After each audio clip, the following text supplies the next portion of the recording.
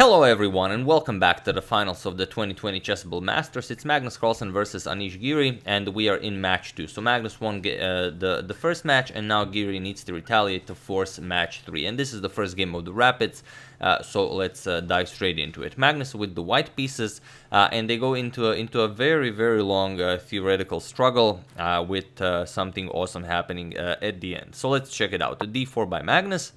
We have knight f6, c4, e6, sorry about that, knight to f3, and d5. So the queen's gambit declined is on the board. We have knight c3 and c5 by Giri. We have captures on d5, captures on d5 by the knight, and e4 now. Pushing the knight back, captures on c3, b captures, and now Giri wants to get his king to safety, so he just trades everything off. So captures, captures, bishop check. So you can castle with tempo. We have bishop to d2, captures, captures, and now just castle. So Giri castle to safety, and Magnus still needs to develop the light square bishop to do so. So he does bishop to c4, and now knight to d7. We have castles by Magnus, and now b6. So this is all very standard theory of this line, and both of them know it very well, of course. We have rook a to d1. At some point you do want to play d5, create a pass pawn, and you do want support to push that pawn.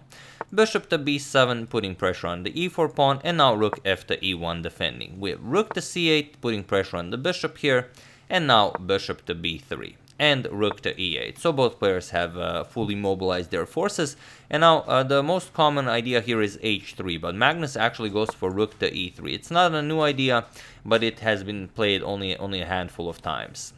So here, knight to f6 by Giri adds another attacker to the e4 pawn, and here known moves are queen to e1, defending the e4 pawn this way, and queen to d3, defending the e4 pawn again this way. However, Magnus chooses a third idea, which was never played before, and goes d5. And it is as of move 17 that we have a completely new game. So what's happening here? What's the point of d5? Well, Giri says, I'm interested in that as well, and he captures on d5. However, Magnus doesn't recapture, but rather pushes e5. So a temporary pawn sacrifice, or maybe not even a temporary one. Challenging the knight, we have knight to e4, and now a most interesting move, queen to e1, saying, okay, now there's the threat of rook captures knight. You will not be able to recapture because of the pin here. So Giri moves the queen, now with a double attack on the e5 pawn. But for the moment, the knight defends it. But that's why Carlsen's next move is a beauty. Knight to d4. He's saying, okay, I want to bring my knight to b5 and then to d6 to create some sort of a nice fork. But also, you're welcome to capture the pawn on e5. But capturing the pawn on e5 is... well, it's just awesome. If you go for rook captures on e5, you get f3. And now you cannot move the knight because, well, there would just be a double attack on the rook. So you have to go rook to h5, create some threats here against the h2 pawn. But now h4, and still the knight is under attack. You move the knight, and now g4. You go after the rook. Rook has to move, and now knight f5 is just deadly, because you will win the rook. Well, of course, if you capture, then rook e8 will result in checkmate. But if you move the rook, then you play knight e7 check, and you win this rook. So it's not a problem. So quite a deadly idea to unleash in a rapid game, but it's fair to assume that it's something Magnus prepared at home and now only unleashed it. So Giri goes a6. He says, I'm not touching that pawn. I'm just going to take away the b5 square from your knight. And now Magnus goes h4. He wants to play h5, h6, and, well, start an attack against the black king. Or just, you know, in the style of Leela, just get the pawn all the way to h6. So rook c to d8 by Giri, and now comes f3, kicking the knight away. Knight to c5, now attacking the bishop, and now just h5, continuing the path to h6. We have knight to e6 by Giri, offering a trade now, but here Magnus just goes knight to f5, and his pieces are getting closer and closer to the black king. We have d4 by Giri, now attacking the rook, and now rook to d3. And now the rook shifted from the e file to the d file, and the rook to e3 move now does make more sense. And it's fair to notice that this bishop is much stronger than this bishop because of the pawn is on f3 now. So Giri's next move is to be expected. Although you could play bishop d5 and try and trade your bad bishop for Carlsen's good bishop, but he instead wants to trade it like this. And okay, here Magnus accepts his pawn back. We have rook captures on d4, rook captures, we have captures on d4 and captures on b3.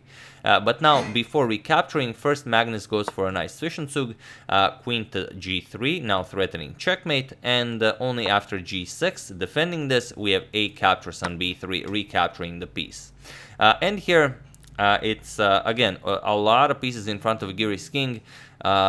Capturing an e-pawn is very interesting, but it's not good, because if queen captures, then it's fairly simple, just rook captures, and this will result in checkmate, since the g7 square is covered by the knight. However, it's also very interesting what happens if the rook captures. Now it's the same idea, you just sacrifice the queen and you deliver mate. Rook checks, queen blocks, and this is again mate because the knight again guards the g7 square. So here, after a captures on b3, we have rook to d8 by Giri, now offers a rook trade this way, but this does not help him all that much. Feel free to pause the video here and win the game for Magnus while I give you a couple of seconds. So for those of you who were able to do it, congratulations on spotting the absolute best move. It just unleashes all hell. And for those of you who just want to enjoy the show, it's e6, and there is nothing for black to play here. It's just a hopeless position, because now everything is being threatened. Your queen is hanging. You cannot get the queen away from the rook because the rook is hanging. This is hanging. This is hanging. Like everything is just happening all at once, and there's no good move. If you trade queens, then just rook captures is mate in one. If instead you try something like queen to b, you cannot go to c8 because knight checks, just picks up the queen. So if you try something like queen to b8, still queen g5. Now with a double attack here, but you're not really interested in that. You can also just go something like this, deliver checkmate. So we'd probably see something like rook captures on d4, but now captures and it's a forced checkmate. Like captures check here and maybe queen to g8, g7 checkmate. So after e6, it's just unbearable. Giri tried queen to c1 check, so he got the queen away from the white queen. But after king h2, he only then captured the rook. But now it's just e7, now threatening pawn to e8, queen or rook to deliver checkmate. So Giri defends it, not like that, but with a queen, queen to c8. But now again, a move where everything starts happening all at once. Queen e5, attacking this, threatening this. It's just insane. So here Giri delivered one check, rook to h4 check. He wants to get the knight away from there, so maybe to avoid checkmate.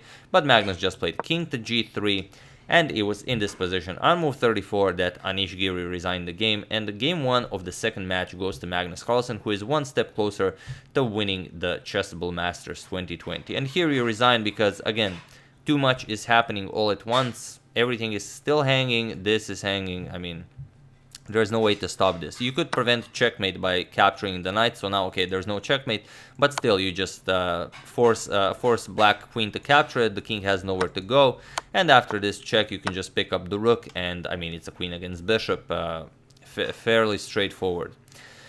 But yeah, Giri just spent way too much time in this game. Magnus completely outplayed him in the opening, and he knew exactly what he was doing. Giri was, caught off guard definitely in this game, and I think Giri had like less than 5 seconds on the clock when the game ended, and Magnus had like almost 8 minutes. So really surprised him in game 1, and Giri now has to bounce back and then win this match in order to force match 3, which we are all looking forward to, as 3 matches is always better than 2.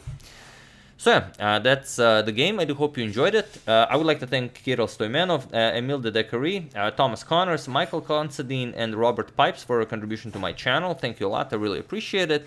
As usual, you can check 2 of my previous videos here. Thank you for watching, and I will see you soon, continuing the coverage of the Chessable Masters 2020, checking up on your wonderful suggestions and whatever else happens in the chess world. So thank you all. I will see you soon, and have an excellent rest of your day. And if you haven't, do check out Huga's song. The link will be in the description below. See you soon.